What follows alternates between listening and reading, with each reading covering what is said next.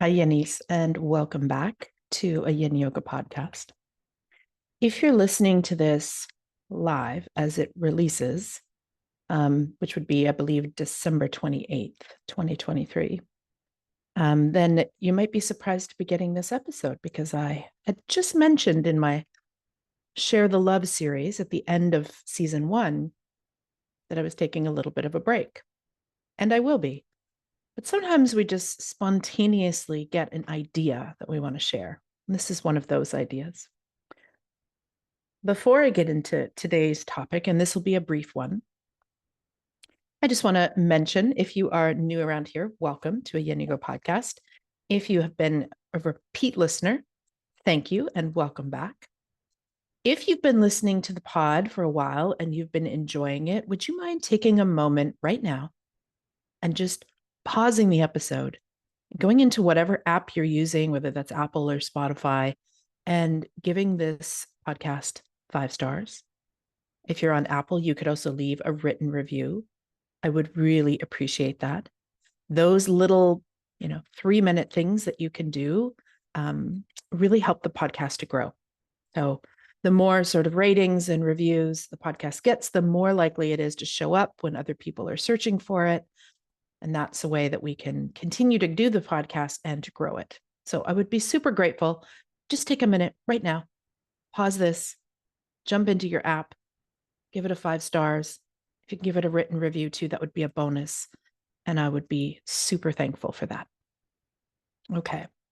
The other thing to mention is that if you are a yoga teacher and you are looking to train in yin yoga, whether that's the first time or whether you're looking to expand on your yin yoga teaching, I have a 60 plus hour at the time of this recording, therapeutic yin yoga teacher training program. It is nervous system based and it is therapeutic with a focus on being accessible and steeped in traditional Chinese medicine. So it looks at yin yoga and teaching yin yoga through a therapeutic yoga lens, but then also incorporates traditional Chinese medicine and Taoism. If you want more about that, there is a link in the show notes. You can click on that link. And if you just scroll to the bottom of the page and enter your name and email, then you will be added to the wait list for that training. So I let people know on the wait list first when there's a new training scheduled. And there's also an early registration discount that you get as well when you're on the list. And that does not happen on social media or anywhere else. It's only for folks on the list. So join the wait list if you want to learn more about my trainings as they come up. And if you are either a teacher or a member of the public and you would like to join me for some regular seasonal yoga classes on Zoom, yin yoga classes, please, I would love to have you. There's also a link for that as well. And again, same thing. If we're currently in a session, it's not a drop-in, it's a registered semester, a series that's a seasonal theme. So if we are currently in session, just make sure you go down to the bottom of the page. Again, there's a little banner there. You can enter your name and email, and then you will be on the list to find out when registration opens. And you'll also get some other little sweet bonuses in your inbox from me. Okay, that's enough of the housekeeping stuff. So I was inspired to do this episode, and this one is not going to be super evergreen. So at the time of this recording, when you're getting this, this will be in December of 2023. If you're listening to this later, this will still apply, but the date for Chinese New Year might be different. Okay, so I'm going to call this episode something like Why You Shouldn't Create New Year's Resolutions. So let me get into that. So in Western culture, because we're on a solar calendar, for some reason, there's all this pressure on the calendar new year of the 31st to the 1st to have all these New Year's resolutions and to change our whole life. And there's so much pressure on that, and 99% of them fail. So there's a few reasons why they fail. Number one, you haven't cleared space. You've added new habits in, but you haven't removed things that aren't serving you so that you have the space to do the new things. So that's one reason. Another reason that these fail is because you're picking unrealistic goals and you don't realize how long it takes to create a habit. I'm not going to go into sort of brain science and habits and stuff like that in this, but just know that it takes time to build habits and that they need to be built slowly. So expecting your whole life to change on a certain date in the winter, just because you feel like the pressure to come up with these New Year's resolutions and to change everything about your life that isn't working. This is why we have such a low success rate with resolutions in general. So that's not really why I'm going to dive into this, though. I'm not really here today to talk about why we're not successful. What I want to talk about is why maybe you shouldn't do New Year's resolutions. So I'll come at this from a few angles, and the final one will be from traditional Chinese medicine lens. So one reason that we shouldn't do New Year's resolutions, again, is because we have not cleared the space in our life to bring in new habits. We haven't created these habits slowly in bite-sized amounts so that we can be successful with them and we can stick to them. And then they just become part of how we live our life. And the other problem is people pick too many things. Thinking that you're going to change a whole bunch of things that you have on a list in your life is unrealistic, puts way too much pressure on you, and then you just end up feeling shitty when you don't actually manage to do it. So I am not a fan of New Year's resolutions, period, the end, full stop. Why? I think it's far more effective to resolve to make a change in your life when you notice that it is an issue, not waiting until your birthday or New Year's or some specific date. Here's an example for myself. I'm not very good at drinking water. I'll be honest. I don't like water. I'm really good at drinking it if it's carbonated.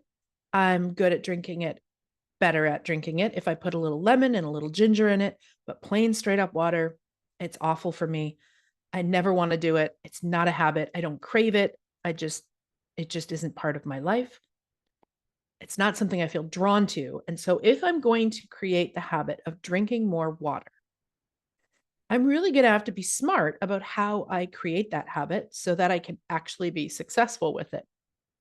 So, for example, I might find ways, in my case, to make water more appealing so that I actually want to drink it. Thus the carbonation, thus the lemon and ginger. I might put little reminders in my home to remind me to do my water in the morning. So, for example, on my mirror in my bathroom, I wrote in dry erase marker H2O, because what's the first thing I do when I get up in the morning? I go into the bathroom and I go pee. And then when I stand up at the sink, there's the mirror saying, don't forget water. Get your water brew ready in your big, huge jar so that you can sip it throughout the day. So you have to make these habits doable, small, bite-sized. You have to make them easy for you, and you have to have reminders in order to be successful with creating new habits. So one of the reasons that I don't think anyone should make New Year's resolutions is because if you need to resolve to change something in your life, you should resolve to change it when you notice that you need to change it, not wait for New Year's and then pile a bunch of resolutions on and feel bad about yourself if you don't do them all because they were either unrealistic or there were too many of them, or you didn't create these little bite-sized ways to kind of get that habit into your life. So that's one reason why I'm not a fan of New Year's resolutions. The other reason is, and this comes from a Chinese medicine perspective. If you're not familiar, the concept of yin and yang are Chinese concepts. They are connected to Taoism. So within that lens of TCM and Taoism, the seasons themselves all have a certain degree of yin or yang nature to them. So for example, spring is more yang than winter. Summer is more yang than spring. Fall is more yin-like than summer. And then winter is the yin-est of the yin. So in a yin time of year, the element for winter is water. And this time of year is meant to be a time of year where you go inward, where you slow down, where you cozy up, and where you go inside. So it's meant to be more reflective.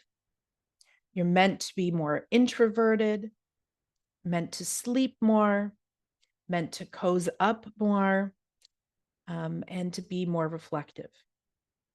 And so winter is the perfect time to get out journals, read books, drink tea, stay warm, sleep more, rest more, go inward, and actually notice as you go inward, start daydreaming and checking in with your soul. So when we're in the winter season, we want to be wintering. And New Year's, as on the Western calendar, is still very much winter. January 1st is winter time. So it is not the time to be doing spring type energy things like planning and envisioning and goal setting. That's for springtime. So in traditional Chinese medicine and Taoism, springtime is the time where we have this burst of energy, where we can envision and we can create new things and we can plant seeds and we can get really active and start setting goals and we can hustle a little bit more, right? That is the energy of spring. Even if you look at nature, in the winter, things rest. They get quiet. Look at the animals. Lots of them hibernate, right? So winter is supposed to be a time of less activity, going inward, reflecting, soul searching, soulfulness, and rest. And since January 1st, for those of us in the Northern Hemisphere, is still very much winter, that is not the time to be creating new habits, to be pushing and striving and efforting and hustling, to be more physically active. I'm not saying you can't be active in winter, but there's a softness to it. That time of year is springtime. So if you are looking at the current calendar for 2024, Chinese New Year is actually Saturday, February 10th, 2024. So it would do us a good to winter all the way up to February. And then at February 10th is when you can just, in a very gentle way, start to envision and start to plant some ideas for goals and things that you want to work on in the spring. So winter is about rest. When we hit February 10th, that's the Chinese lunar calendar, and that's their new year. Now we might start to pull out our journals and be like, okay, in the fall, I've let go. You may have missed the fall. That's okay. You can do it next time. Let go of all the things that don't serve me. I've released things. I've let go of things. In the winter, I get soulful. I go inward. I journal. I ask myself soulful questions. I figure out what it is that I want from my life, what it is that I want from the next year, what didn't work from last year. All of that soulful excavating and unearthing happens in the wintertime and resting. And then in the spring is when we go hard with the goals. So as of February 10th, that could be the time where you now start taking just your sort of journaling and your soul prompts, and you actually turn them into, okay, what do I want to create for 2024? What do I want to do in my business, in my life, in my hobbies, with my family, with connections? What do I want to create? What seeds do I want to plant? What do I want to envision?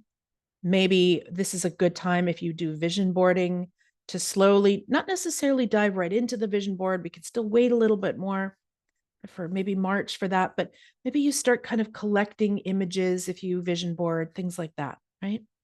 So February 10th starting slowly, slowly to be like, okay, what do I want? What seeds do I want to plant in the spring? So we don't plant the seeds in the winter. I mean, I know there's those of you who are gardening experts are going to argue with me, but generally speaking, winter is the rest time. And then in the spring, we're going to plant the seeds. That's when our growth takes off. That's when we really can start to work towards our goals and our visions and our passions and our habits. That's the time to create new habits. So I would still recommend that you create habits slowly in bite-sized doses so that you don't get overwhelmed. And if in the fall you didn't clear some space, because let's face it, most of us have a busy calendar. So if in the fall you didn't clear out, you didn't let go of things that aren't serving you, let things go, then in the spring you won't have the space. So you may have to take a few minutes to let go. You take all of the gold that you've gleaned from your journaling, from your time, from your rest in the winter, from your soul excavations, from your heartfelt intentions, then writing things down and all of that. And then in the spring, you start to plant those seeds.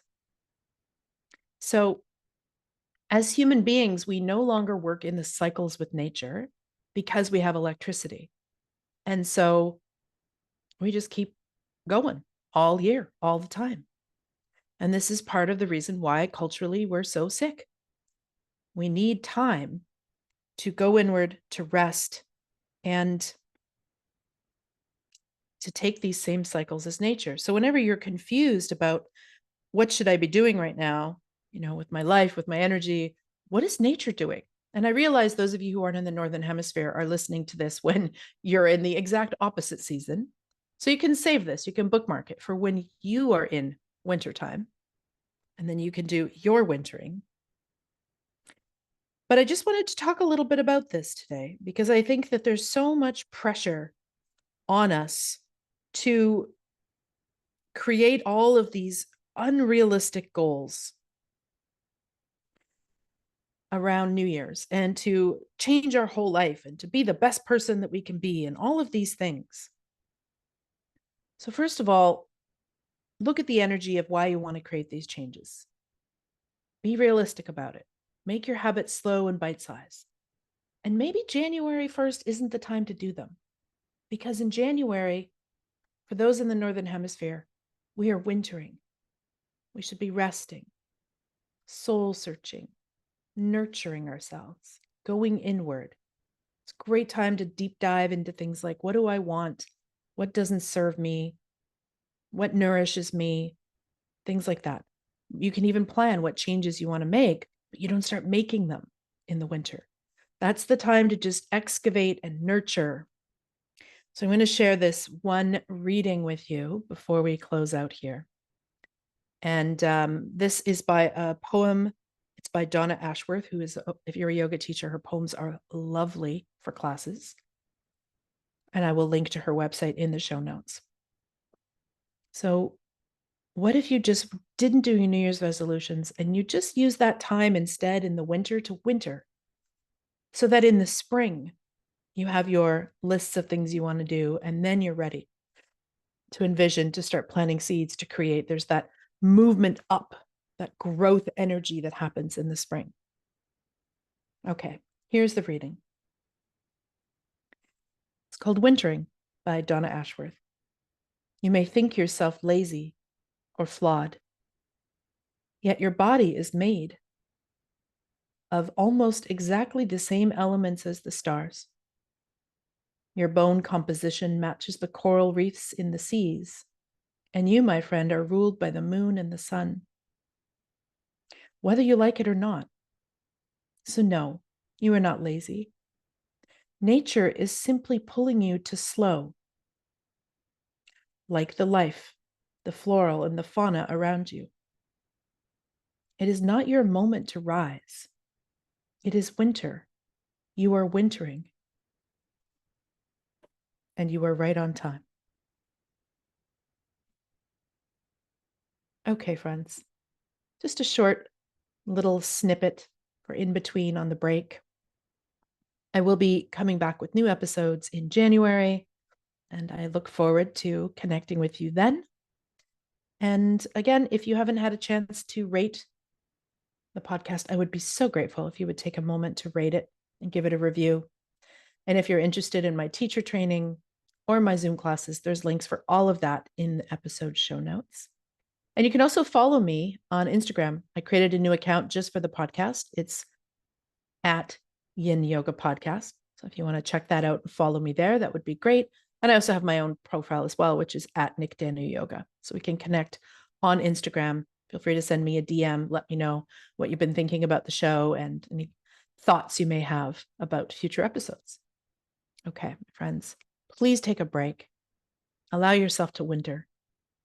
And I will talk to you soon. Bye for now.